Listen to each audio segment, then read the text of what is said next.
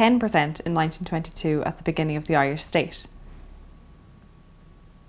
Some of the earliest social housing developments in Ireland were initiated by voluntary and philanthropic housing trusts in the 1890s.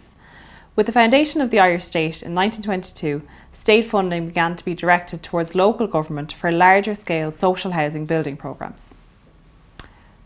Voluntary housing organisations continued to play a small scale role in pioneering housing for the elderly and in response to the needs of homeless people using mainly private funding and charitable donations.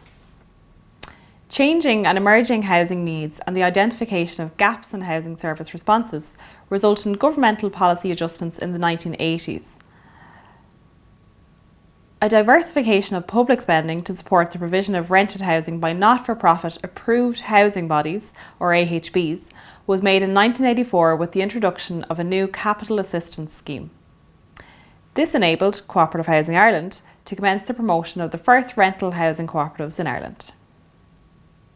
In the early 1990s, a capital loan and subsidy scheme, CLSS, for the cooperative and the voluntary housing sectors allowed them to expand their roles.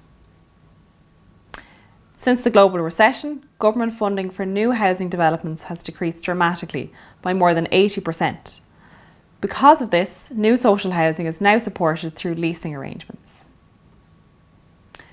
Co-operative Housing Ireland has worked closely with local government to continue to deliver housing developments through these new mechanisms. Local government continues its primary social housing role and is also involved in the approval of funds for cooperative housing projects which help to relieve local social housing needs.